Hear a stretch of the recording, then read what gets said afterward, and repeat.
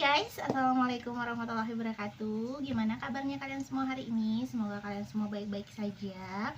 Baiklah teman-teman semua, di video kali ini saya akan membahas tentang cara menulis rencana studi untuk beasiswa. Nah, di sini seperti video saya yang kemarin-kemarin, beasiswa yang saya fokuskan pada rencana studi ini adalah beasiswa dari Beasiswa Pendidikan Indonesia kategori GTK.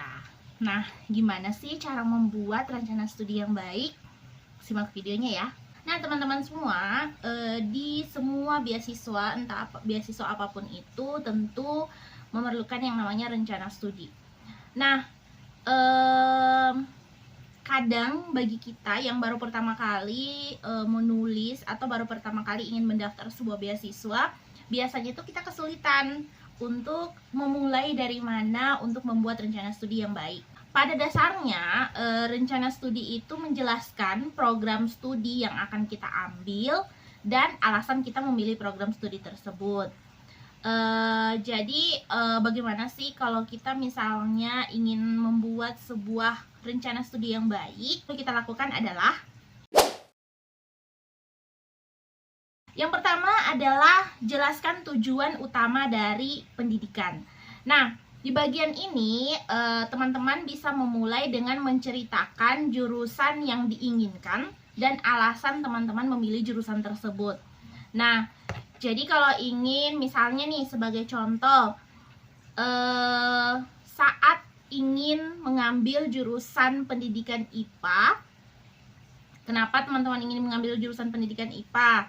Misalnya karena dulu waktu saya di sekolah saya ngajarnya bidang studi IPA, makanya saya ngambil jurusan untuk lanjutin kuliahnya itu jurusan IPA.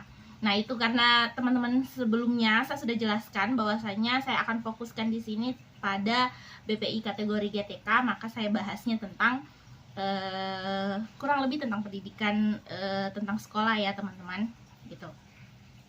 Kemudian misalnya nih teman-teman bisa tuliskan seperti ini: tujuan utama saya untuk belajar adalah untuk meraih gelar master di bidang pendidikan dan juga ingin menambah pengetahuan dan kompetensi yang saya miliki.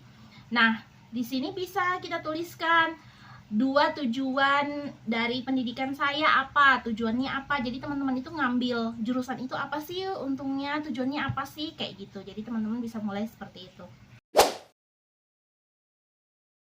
Yang kedua adalah jelaskan alasan memilih sekolah atau program tertentu. Nah, di sini teman-teman bisa menjelaskan apa sih alasan kita memilih universitas tersebut, apa sih alasan kita memilih program studi tersebut. Jadi apa bagusnya sih, apa sih perbedaan kampus yang kita pilih dengan kampus yang lain. Misalnya kalau teman-teman memilih untuk kuliah misalnya nih di UPI. Nah, UPI itu merupakan salah satu kampus yang konsen di bidang pendidikan. Nah, bisa seperti itu teman-teman tulisnya. Atau saya memilih jurusan pendidikan IPA master karena di daerah saya belum banyak guru-guru IPA yang kompetensinya cukup untuk pada saat pembelajaran. Nah, bisa seperti itu. Yang ketiga itu adalah kalian harus mencari riset-riset yang lagi happening saat ini. Nah, kenapa? Karena di bagian ini kalian akan menjelaskan riset apa yang akan teman-teman ambil. Jadi sebaiknya baca jurnal, kemudian yang lagi penelitian yang lagi sekarang ini lagi terkenal. Nah, yang itu juga kalian bisa masukkan ke dalam rencana studi. Atau misalnya kalau kalian misalnya punya dosen sebelumnya, dosen atau orang yang kalian kenal di sebuah universitas dan dia itu mengambil jurusan tersebut, dia mengambil penelitian apa. Nah, di situ kalian juga bisa jelaskan, saya tertarik dengan penelitian yang dilakukan oleh dosen ini dengan ini-ininya, kelebihannya apa aja. Nah, bisa seperti itu. Itu adalah tunjukkan bahwasanya riset yang teman-teman lakukan itu adalah riset yang benar-benar kalian pengen buat gitu. Nah, caranya gimana? Bisa dengan menggambarkan model konseptual yang bisa membantu riset tersebut, atau bisa juga teman-teman mengungkapkan penyebab teman-teman ingin mengambil riset tersebut dengan solusi yang teman-teman tawarkan melalui riset yang teman-teman lakukan. Kemudian juga kira-kira setelah melakukan riset ini saya berharap hasilnya akan seperti ini. Jadi seperti itu. Jadi kalian bisa jelaskan hal tersebut. 5 adalah ceritakan. Kalian bisa ceritakan bagaimana studi yang teman-teman lakukan itu akan bermanfaat bagi tujuan jangka panjang teman-teman. Nah, setelah itu kan tadi kita sudah menentukan jurusannya, kemudian alasan kita memilih jurusan tersebut, kemudian alasan kita memilih riset tersebut. Maka bagaimana sih, apakah program tersebut itu bisa membantu teman-teman untuk tujuan jangka panjang. Nah, jadi ini juga bisa kalian masukkan ke dalam personal statement. Kemudian selanjutnya adalah implementasi. Nah, setelah tadi kita teman-teman punya tujuan, kemudian punya tujuan riset seperti apa, tujuan universitas, kemudian tujuan jurusannya, yang selanjutnya itu adalah implementasi.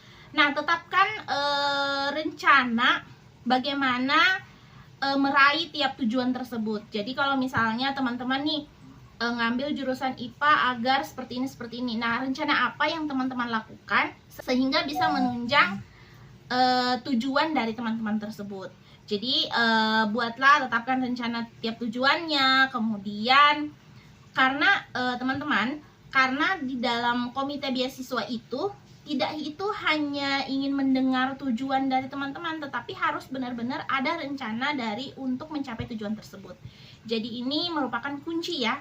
Jadi jangan hanya kita bilang, oh kita mau menjadi guru yang berkompeten, kita ingin memajukan pendidikan di Indonesia, tapi kita tidak punya rencana apa-apa gitu. Nah, jadi sebaiknya di rencana studi ini dimasukkan hal tersebut. Kemudian selanjutnya adalah cara mengatasi hambatan. Nah, ini sebenarnya karena kan setiap kita melakukan sesuatu pasti ada hambatannya. Nah, di sini biasanya para reviewer yang mereview rencana studi kita juga itu melihat apakah ada hambatan ketika kita melakukan penelitian atau melakukan studi. Nah, bagaimana cara teman-teman mengatasi hambatan tersebut? Jadi sebutkan hambatannya, kemudian bagaimana cara mengatasi hambatan tersebut. Misalnya kalau teman-teman misalnya, kayaknya saya punya hambatan di bahasa Inggris. Nah, bagaimana nih cara teman-teman mengatasi hal tersebut? Misalnya dengan mengikuti kursus selama kuliah, entah itu kursus online ataupun kursus offline. Kemudian menetapkan metode yang akan kalian gunakan ketika mengatasi hambatan tersebut. Nah, di sini ketika kita mendaftar beasiswa, kemudian kita mengalami hambatan, tentunya kita memiliki cara-cara untuk mengatasi hambatan tersebut. Tetapi untuk cara mengatasi hambatan tersebut, tentunya kita memerlukan metode. Nah, metode apa saja yang kita gunakan untuk mengatasi hal tersebut? Misalnya teman-teman kalau hambatannya itu kayaknya saya kurang pede public speakingnya kurang gitu ya.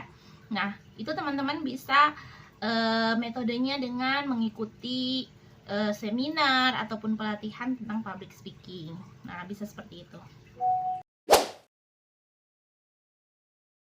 Kemudian teman-teman semua, dalam pembuatan rencana studi ini memang sedikit berbeda dengan personal statement.